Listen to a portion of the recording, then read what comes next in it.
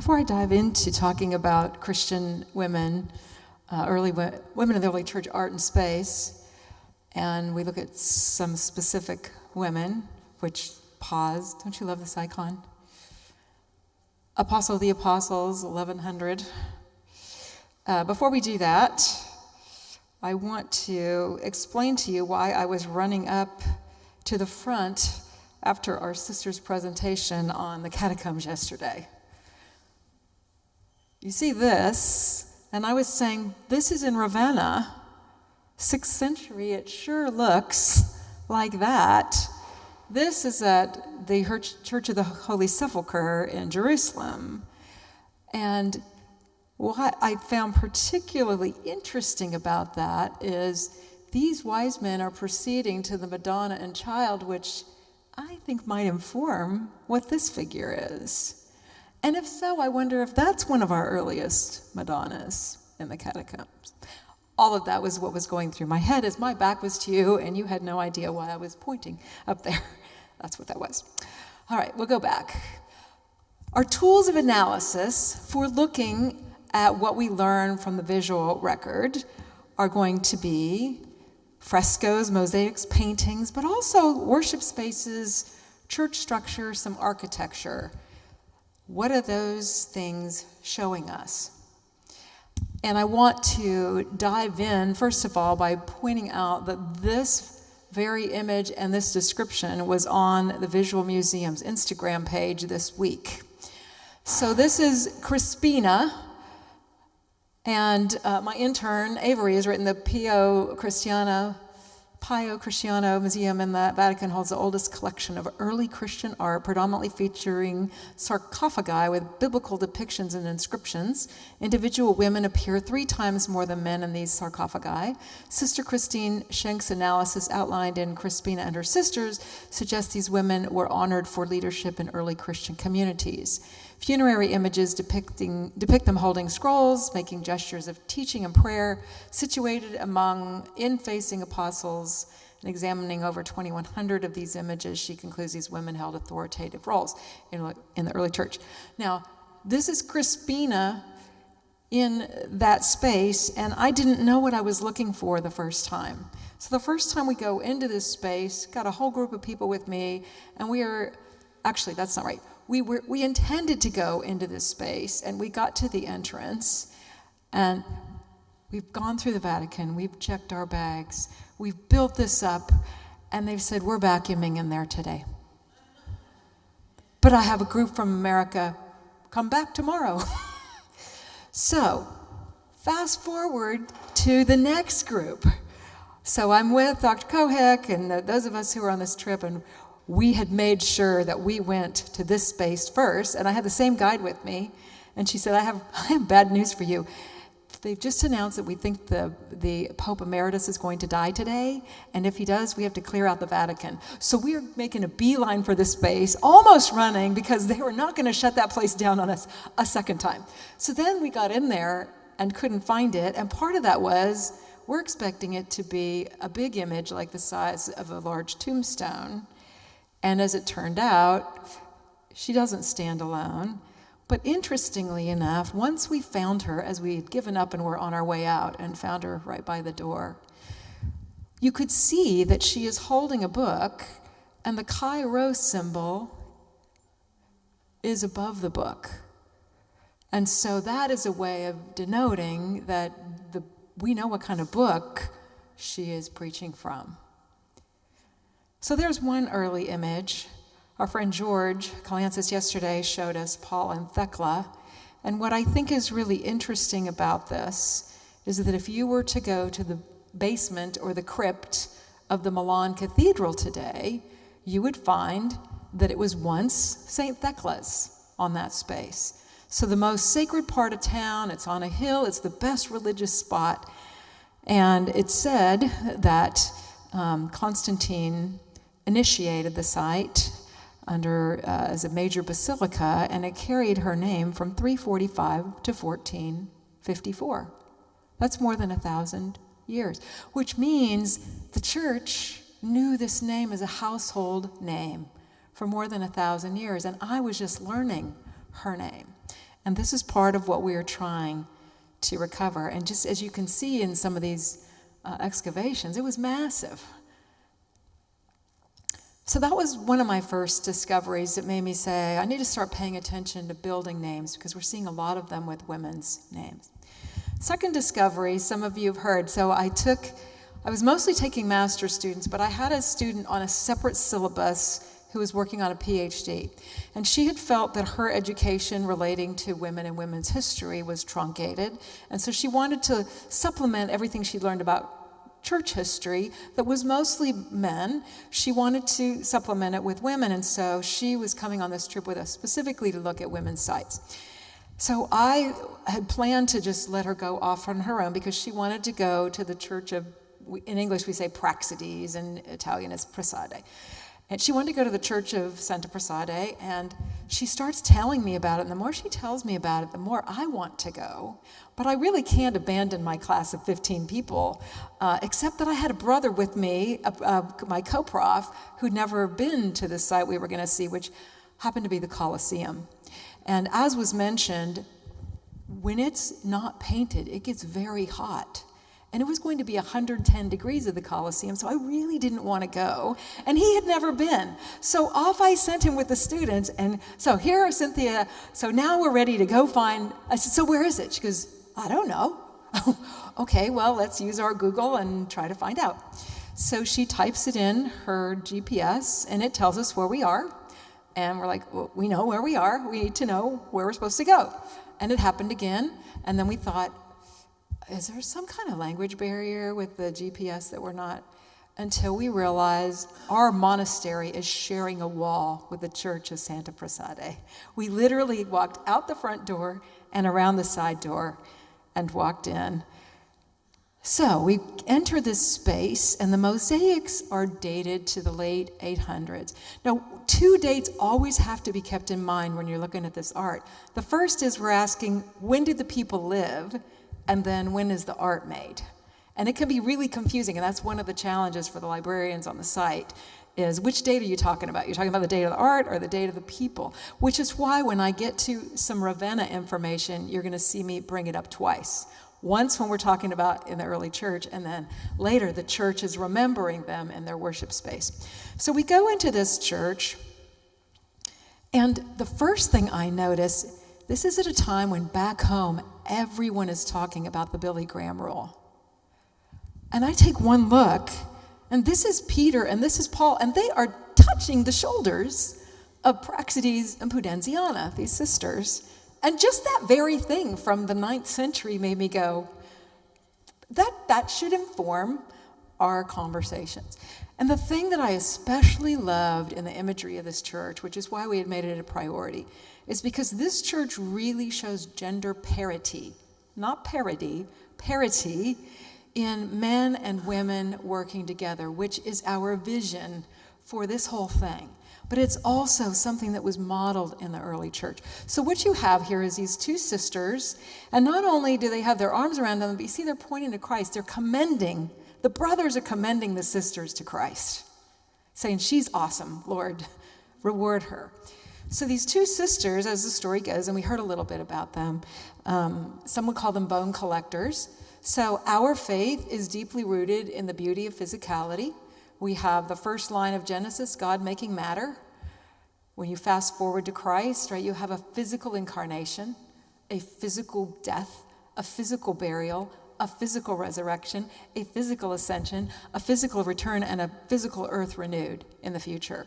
So we're celebrating this, and to see in this space that these brothers are commending the sisters in this space, we also saw something similar in the beauty of as the deer pants for the water. That's what this is patterned after.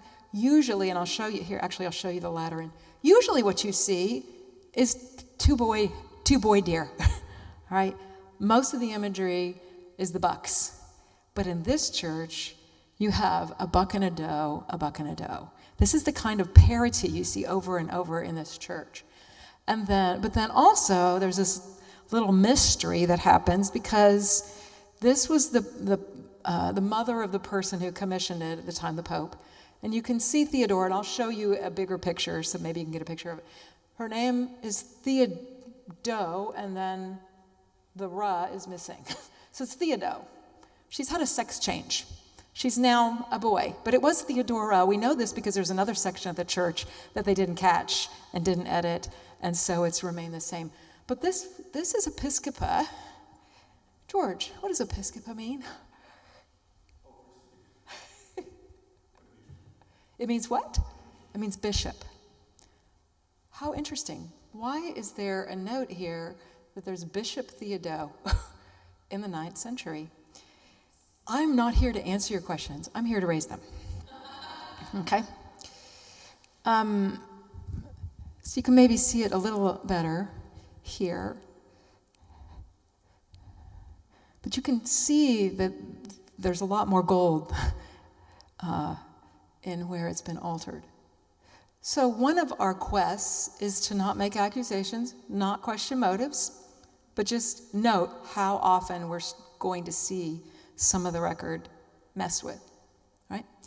But also, back to our beautiful picture, you have the 12 apostles in Christ, then you have the Virgin Mary, Peter and Paul, and then women and men pictured together. Throughout the mosaics of this church is this pattern of partnership of male and female. So I was starting to tell you the beauty of physicality is these two sisters, when someone was martyred, would rush in and collect the bones and prepare the body for a proper burial. Christians weren't cremating. That was not considered acceptable. We're not saying God can't put cells back together at the resurrection. It was just a statement of belief in the resurrection, to the point where they would risk their lives by identifying with those who had been killed. So this was the church of Praxedes, and her sister Pudenziana is memorialized a few blocks away, and actually what is a much earlier church chronologically. This one was built in the 4th century. The mosaics are 5th century, and actually Jesus, what he's holding on his lap, we'll translate in a second because it will be important. So what are we looking at here? Well, first of all, the first thing we're looking at is a building program that cut off some of the apostles years later. Okay, so at one time, it was 6 on either side, with Jesus in the center. And then you have the 2 sisters, and they're holding crowns. And so one of the questions has been, are they getting ready to crown Peter and Paul? Or are they getting ready to throw crowns at Jesus? Or are they holding their own crowns? What's going on? And Revelation 4 gives us some hints as to what we are looking at in this site. So you have in the front of the throne, actually read it with me. It'll help you stay awake. Read it with me. Also, in front of the throne, there was what looked like a sea of glass, clear as crystal. In the center, around the throne, were 4 living creatures, and they were covered with eyes in front and back. The first living creature was like a lion. The second was like an ox. The third had a face like a man. The fourth was like a flying eagle. Each of the 4 living creatures had 6 wings and was covered with eyes all around, even under its wings. Day and night, they never stopped saying, "Holy, holy, holy is the Lord God Almighty, who was and is to come." Whenever the living creatures give glory, honor, and thanks to him who sits on the throne and who lives forever and ever, the 24 elders fall down before him who sits on the throne and worship him who lives forever and ever. They lay their crowns before the throne and say, "You are worthy, our Lord and God, to receive glory and honor and power, for you created all things, and by your will they were created and have their being." So reading that scripture helps us begin to identify what was once 4 creatures. You can only see 2 now. At first, some of us thought, well, these must be the 4 creatures of Revelation, but those creatures are carrying scrolls. If it's the apocalypse, they don't have scrolls. So that gives us a hint that it's Revelation. And also that indication of crowns, probably they are moving to give Christ their crowns. And Jesus is pronouncing a blessing on the church of Pudenziana. She's actually named in the writing that he's holding. Now, there are some who would say that these two women must represent the Church of the Jews and the Church of the Gentiles, because you certainly wouldn't have Pudenziana and Praxedes so honored. But over across town, notice the dates I've got on here. 410 to 417 in one part of town, and over across town, 435. So we're in the same era, and you have another mosaic where actually when women are metaphorical, it says right under them what they are. So that suggests to us that those are actually real women, historical women, as opposed to metaphorical women, because it would appear that they're labeled when we're supposed to understand them metaphorically so that we get some guidance on what we're supposed to look at. So in the same space of Pudenziana, much later, we're talking 16th, early 17th century, but they are remembered for washing. You see the washing the skull, washing the body, and then in the background, you have the different instruments of torture which are being used to kill Christians. And again, the idea is we are remembering those who risk their lives to show dignity to the dead, because we value physicality. And so these women are showing tremendous courage. The tradition is that Praxedes was killed at age 16. So not like a 35-year-old woman deciding to do this. Moving from Rome, let's go to Ravenna. So a lot of people don't realize that Ravenna was actually the capital of the Western Roman Empire for a little while, a couple times. What we do know today is they have these incredible early Christian mosaics. And on one side lining the hall, and the inset here, you get the sense of the whole wall is lined by women on one side, and again, gender parity. On the other side, you have the men proceeding to the throne of Christ, and then you saw earlier that the women, and then in front of them are the three wise men, and they're proceeding to the Madonna and Child. And just a quick snapshot, you probably can't see it, but you see the word SCA. This is Latin for sancta or saint. So we have the benefit in this space of every woman is named. So we don't have to try to guess. Unlike in Ravenna, where we don't know who those 8 women are anymore because they're not named. In Rome and Church of Praxedes. Here in Ravenna, we know who they are, and that is the liturgy that we read yesterday. We had 24 women, and the first 22 of them were this list along the wall. Which, if you think about it, these lived in the first few centuries, but by 570, you walk into a church space, you know all of them. You know all their names.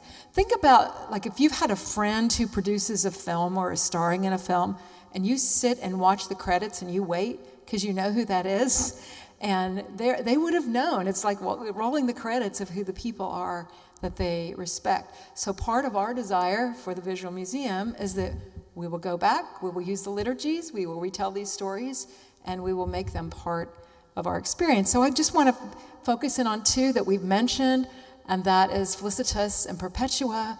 It is said that they lived in the early 2nd century and are remembered in the 7th century. And of course, it's the story of a woman of means and her slave, and they are one in Christ. They go to prison together. They die together for refusing to recant their faith. Moving more to 3rd through 6th century, if we go back to Torcello, which is Venice 1.0, so Venice on its original site, this is no surprise, mosquitoes. What do you get when you get mosquitoes? Malaria, okay?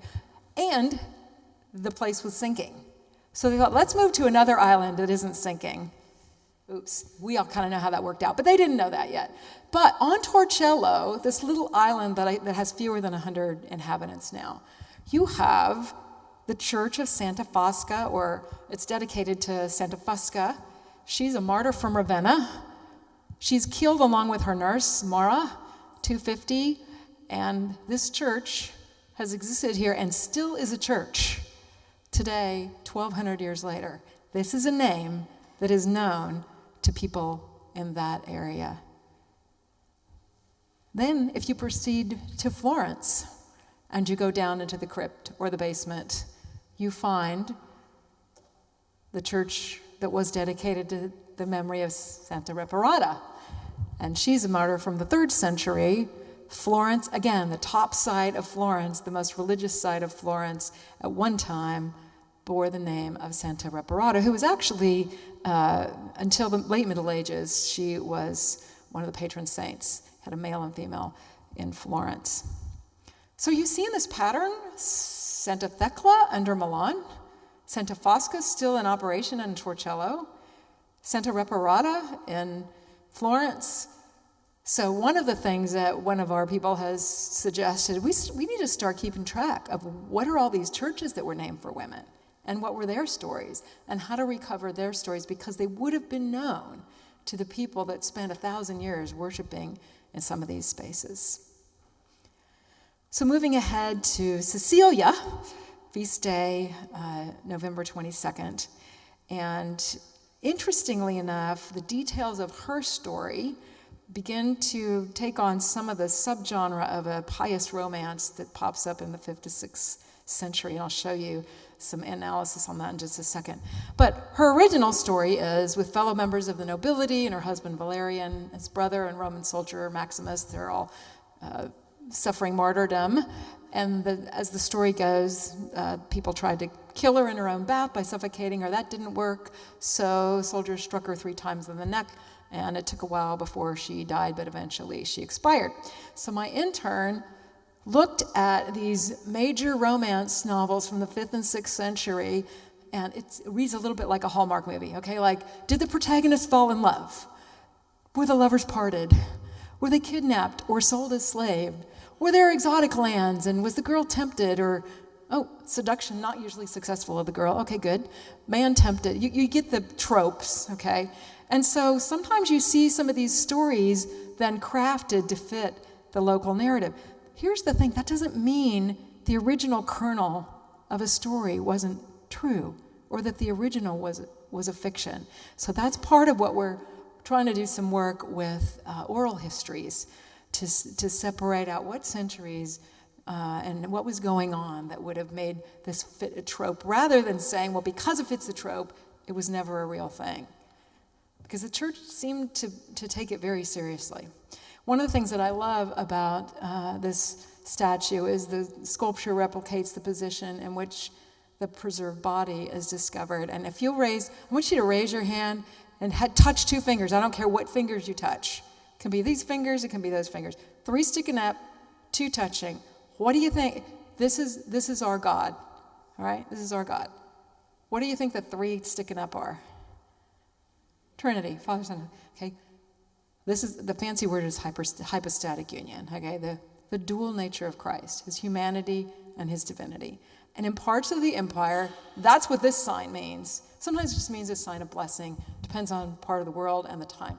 But it is thought by some that the reason that her hand is like this is that when you're dying because they're trying to behead you and you can't speak, you are still defying, I am not going to recant, even if this is all I can do. Love her. Then there's Helena Augusta, mother of Constantine.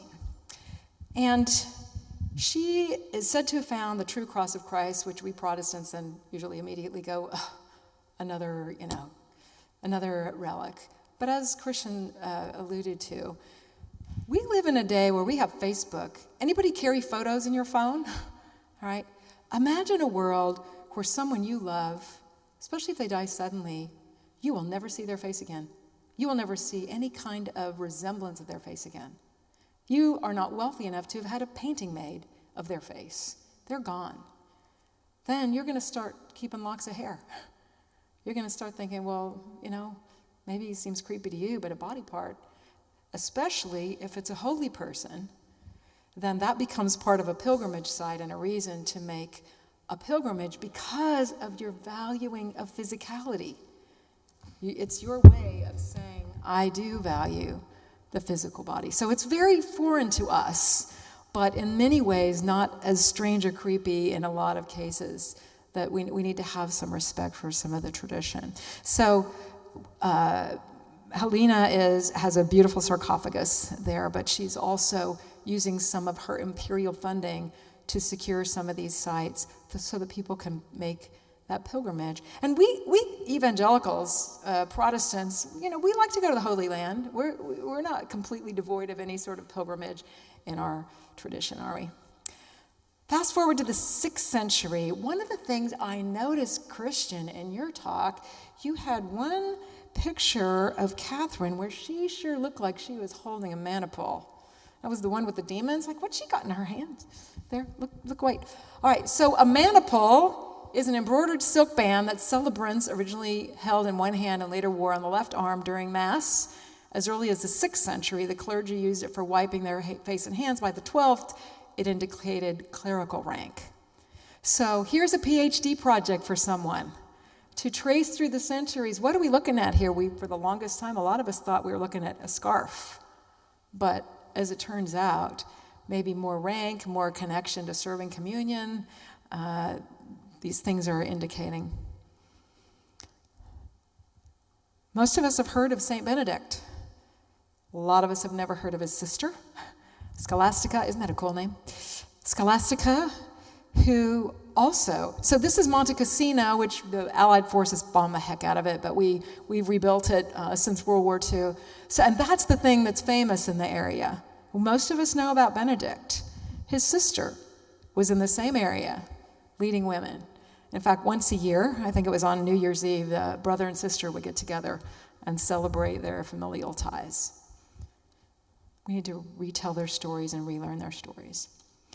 So one of the things that's interesting about the Ravenna site, now that we're no longer in the 2nd century looking at the people, and now we're looking at the worship space where they would have been remembered, is that 7 of these names, again, you saw them in red in your liturgy yesterday. They are still repeated in the Catholic Mass. So even if people don't know their stories, they're hearing their names with some frequency. There are parts of the church where these stories have not been forgotten. Theodora is the empress, who is, the emperor is Justinian. And interesting about Theodora, she is one of the most powerful women in Byzantine history. And she is using her wealth and influence and money and power to promote religious and social policies, and one of the first to recognize the rights of women. What's particularly interesting to me about this piece, on one side of an altar in Ravenna, you're seeing Theodora holding maybe part of the communion elements, because on the other side of the altar, you see her husband and his entourage holding the other part. So one has the bread, one has the wine, which raises some questions about who's touching the, not the elements themselves, but the sacred parts of that process. But actually, the two of them never actually went to Ravenna. So there is maybe a little nationalism happening here as well in that sacred space. Well, if we get to Constantinople and you go to Hagia Sophia, or it looks like Hagia Sophia, but it's the Church of Holy Wisdom, you see a disturbing development in architecture. As the church gets bigger and more organized and more structured, you see more and more segregation of men and women. So this is where the women worship and look down on the men doing the worship below them. They're separated, and it's not because they're saying women are elevated over men, okay? And so in many ways, the church will have rules like if you're menstruating, don't come. So it's starting to look a little bit like Old Testament practices in some parts. It's looking more like priestly practices, with having forgotten the priesthood of all believers and our telos of a day coming when we are all priests to our God. You have this institutional clergy-laity divide.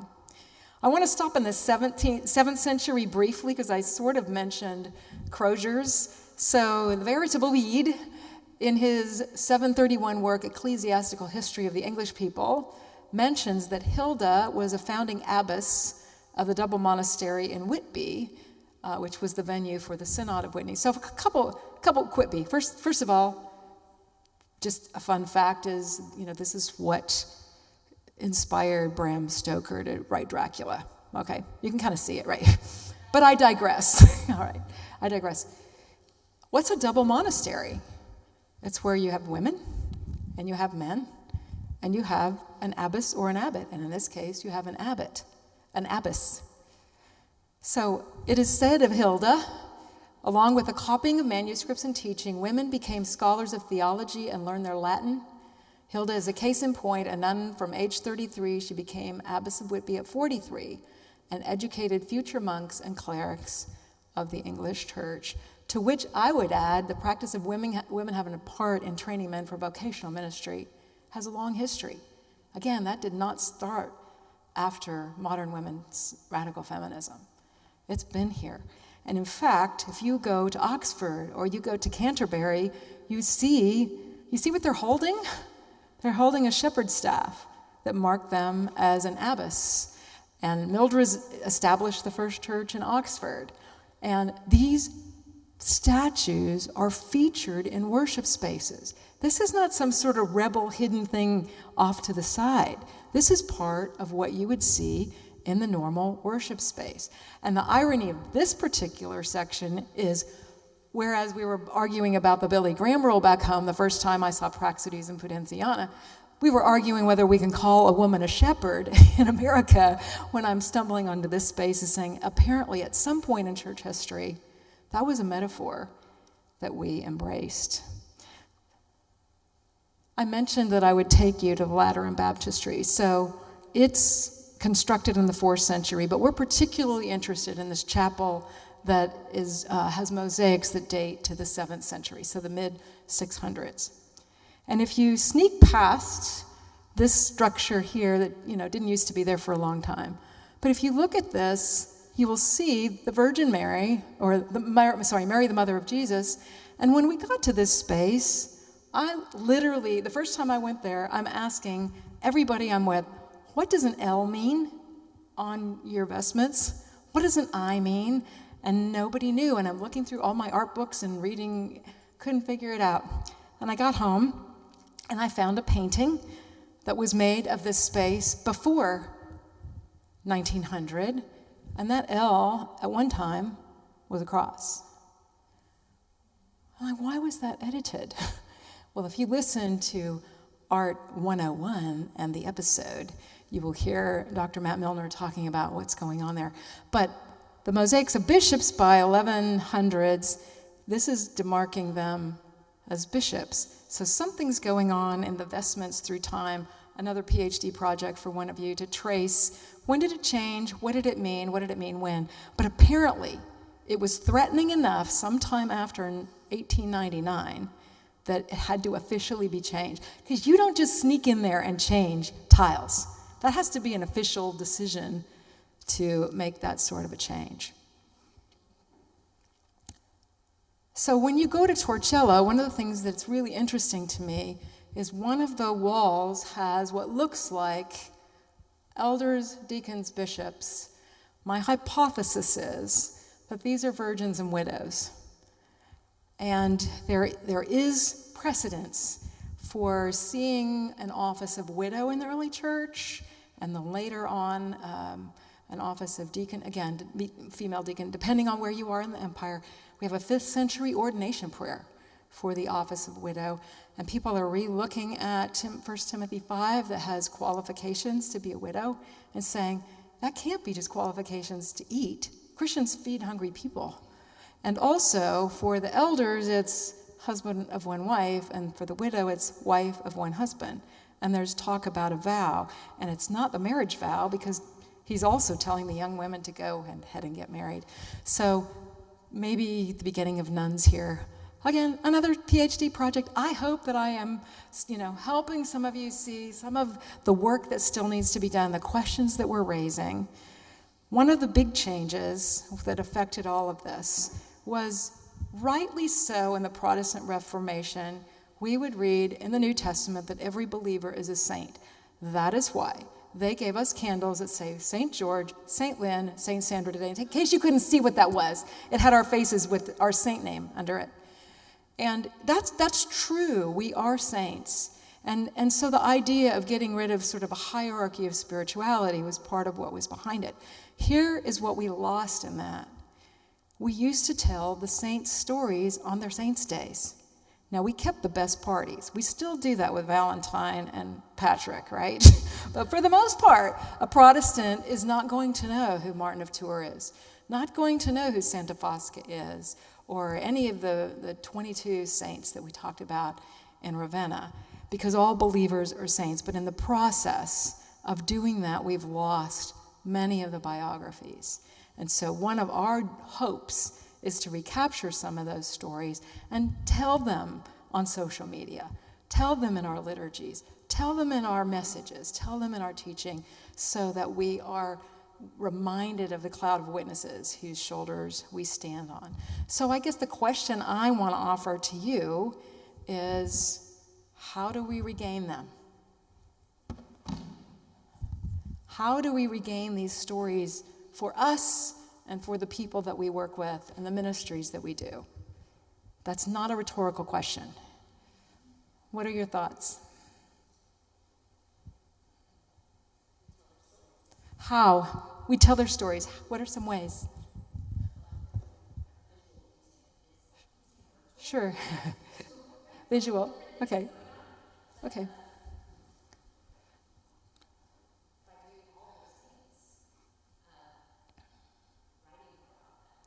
Including them in your writing. Mm-hmm.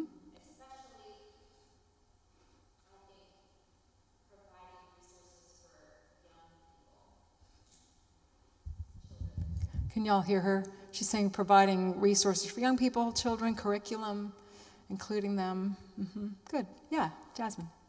So I use a very good artist that lives in Dallas, Texas, Dawn Waters Baker, an artist, yes. But I was just very compelled with her story. She was going to a regular evangelical church that didn't have absolutely anything at all within the arts.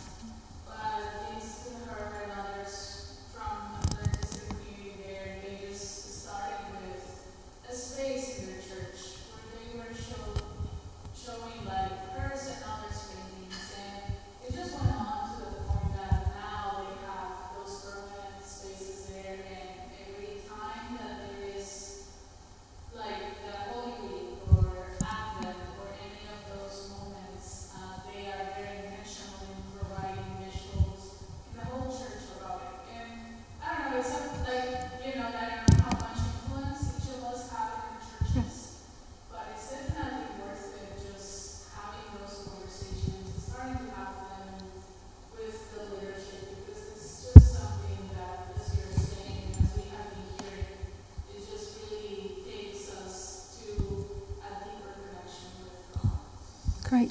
Thanks, Jazz. Yes. And that's that question. I think I'm a generational Protestant. My family goes all the way back to Walden, and even out from my father's side. So, being mindful of why the Reformation happened and the reason for the icons to be removed from our thing that I agree with you. Losing the visual picture that tells the story, we lose part of our history and also lose part of our understanding. In a conversation I had earlier with one of the ladies here today, there's also that reminder that as we tell their stories, as has been done in all the presentations in these last few days, is to bring it back to Scripture, to bring back their story, not just to their story, but how did they live out being women of God and being leaders and women to emulate because of their spiritual desire to be like their Christ. Yeah, good. Thank you. Yes, Sue. One thing that's been helpful for me is to go to other places of worship and enter into worship services. So going to Catholic churches that have all sorts of representations that my churches have not had. And so actually entering into worship there, and it does kind of spark my imagination to go back to these times when women were celebrated, because there's lots of figurines of women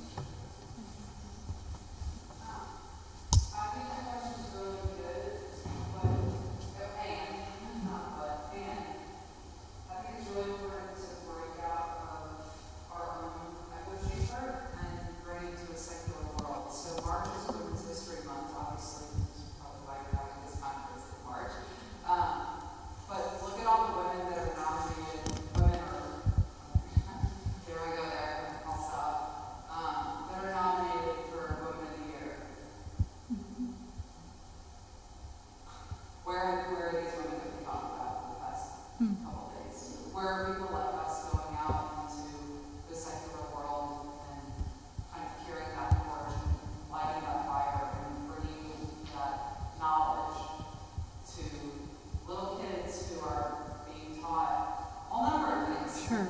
Yeah. That may or may not reflect the values that we saw. Yeah. Yeah, to piggyback on that, I was at a family wedding on the West Coast some months back, and I have a distant sister-in-law who is now a retired professor, and she has never been the least bit interested in my vocation until she found out it had something to do with history, women, and art. And so it's a great bridge, right? And we aren't just telling a Protestant version. Like we're doing our best to tell as objective as we can. But our goal is not to keep it in here. Yeah, George? There's also a further discussion that I would like to ask on that question. How many of you have grandchildren? How many have grandchildren?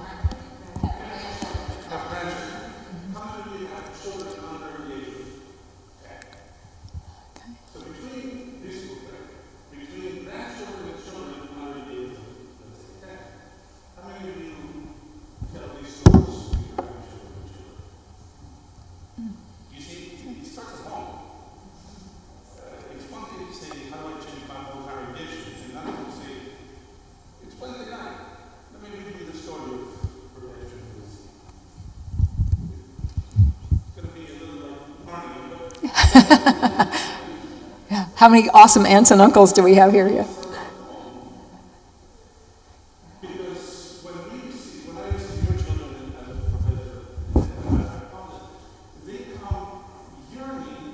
The question I hear the most often is, why was I not told this all my life? Why is this the first time I'm reading this story? And the only answer I can have is, but you see, it's on us to train the next generation. There's a hand back there. I was just saying, I feel like it feels like so important now to have skills to read the art. You know, my preparation has been in learning to read the texts, translate texts.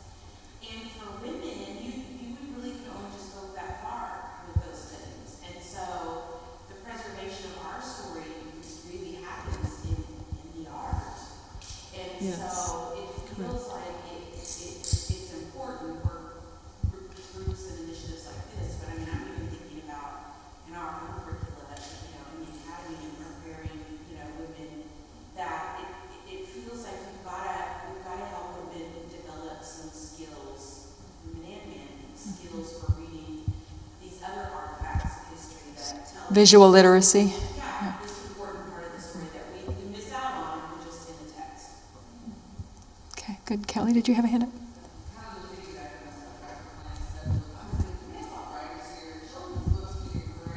We got some children's writers here. Yeah, we do have a lot of writers here. Yeah, good. Barney? Yeah, this is a micro thought, Okay. but I teach 4th and 5th graders, and I think this coming Sunday, we'll do the last part of the liturgy, talking about the women that were martyrs for Jesus.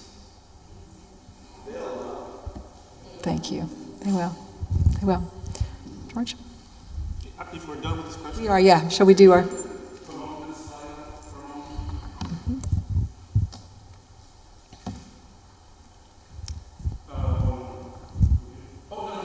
This is it?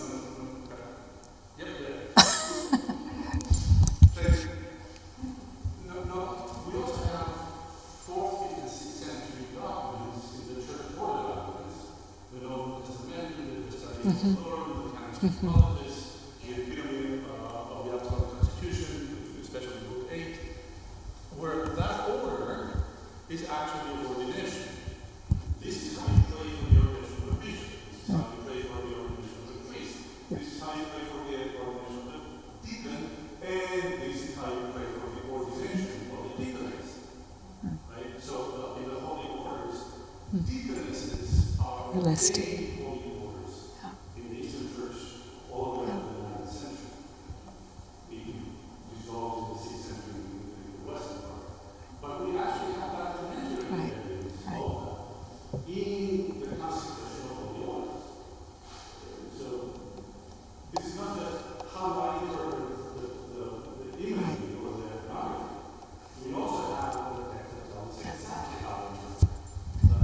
Thank you. And we need to match some of these disciplines up. Lynn? I was struck by also what you said when you went into St. Cassidy's, and you said, when I saw they were violating really random, and so I think also one way to kind of enter into the discussion is to think about the fears that we have today and the prejudices or worries that we have, like the little Graham rule, which in its totality for its time, I think was really helpful, but just now is misapplied. And that scene can speak to that. I think showing what Peter and Paul were doing, since they're already trusted, is helpful that way. I think there's a fear within the evangelical church of entering into the space of the medieval and Christian period because they don't do salvation correctly, or they don't have justification by faith alone, or whatever particular thing, to also be able to educate, as we were these last 2 days, on the robust theology. That will, I think, be a hurdle that we cross. I think also that to what Claire was saying is that I don't necessarily, yes, I think there is a fear of maybe being too Catholic. They get theology wrong. But I also think that there is a fear of a loss of power. Because especially in white evangelical spaces, people are so comfortable with saying, I know my family history all the way back to whatever, To the Mayflower. to the Mayflower, to whatever region in Europe that I came from. So I don't actually think it's the fear of the past. I think it's a fear of all the things that have been gained from the past that feels like a threat. Because the lack of knowledge of history is not because we don't know, or because there aren't resources to know, or because you can't find a book or a podcast or the internet somewhere. It is, what does that knowledge represent for me? And if the history says that there are prayers of ordination for needy and widows, then you actually have to ask questions about why we only have ordination for needy and widows. So I think the question is maybe intentional, maybe not intentional, lack of history, because of what that can be a threat to our. And there's also a fear then when you learn it. Like, I can think of spaces where I wouldn't feel safe saying there was a 5th century ordination prayer for the office of widow, right? Because that's going to cost me maybe a label that I have an agenda just by stating a historical fact, right? You all know what I'm talking about. So there's fear on both sides, right? Yeah. No, I was just. Oh, you were saying. Yes, I totally understand. Well, for my part, I know that some of these women are going to make their way into my sermons. But Great. I also see the need, in America, we have actually quite a few young denominations. I'm from one, Foursquare, birthed out of the Street Revival in the 20s. I feel like we don't have roots, we don't have those deep branches that we're pulling from in our history of our denomination. And I think there needs to be a movement amongst not only mine, although in younger denominations, and maybe some of the non-denom kind of groups, to just even recover history. Just where did the church come from and what are we standing on? It didn't all start in the 1920s. Yeah. And Holy Spirit revival. So, Yep. I think more education in those spaces. Educate in your little sphere. Yeah. That's what we hope for. Yeah. Speak at a district conference or something and teach those of us who are not from the religious tradition about Yeah. George? You want to do more thing?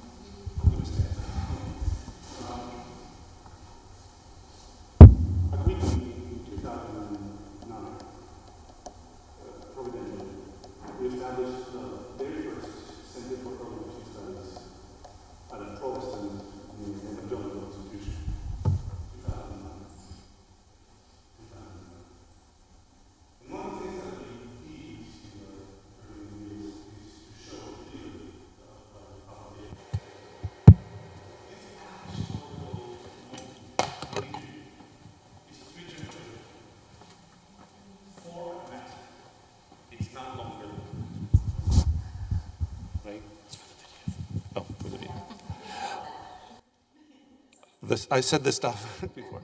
This ahistorical, this amnesia is not the reality. It's the exemption. Wesley, the Wesleys, but John Wesley was deeply indebted to the Cappadocians.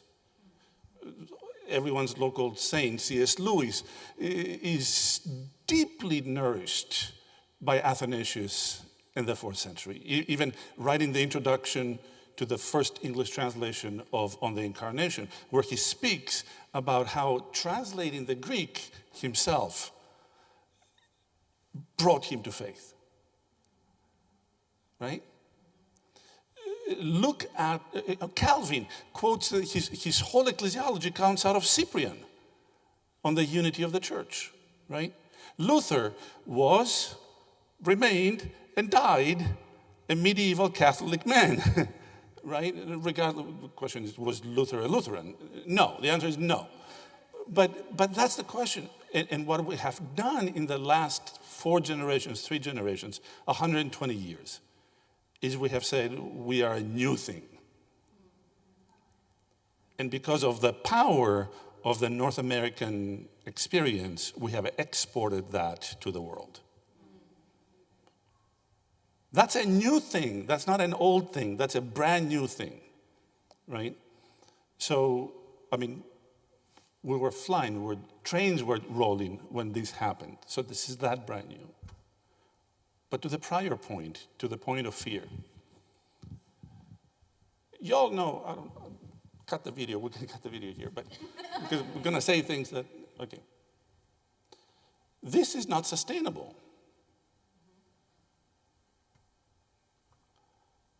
Since the last 10 years, especially since COVID, 32% of evangelical churches, 32% of attendance has dropped. 32% in 6 years. This is not sustainable. And ahistoric evangelicalism, ahistorically rooted evangelicalism, is dying.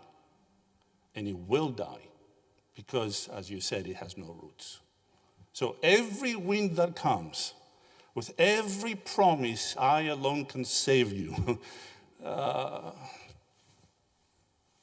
things keep on falling down, right? On the other hand, because we're recovering, and this is a project of recovery, it's a ressourcement, right? The danger is to re-mythologize the real lives of real people who fought against real problems. Think about saying that story of Luther. Every fall Reformation Day, we remember Luther and the Reformation, right? What stirred his heart? Who was his saint? Anne. Who was He's praying to Anne, right? You know, he comes to Rome. He faces the story of Catherine of Siena. He has a moment of crisis of faith. Saint Anne is his. So who are these women? Who's going to tell the story of these saints, right? The Reformation is not a sui generis thing. It comes out of a long tradition of engagement. And please do remember to use Timothy George's famous phrase, right? Sola scriptura does not mean nuda scriptura. The scriptures are not to be received naked, right? And only then can we actually be with our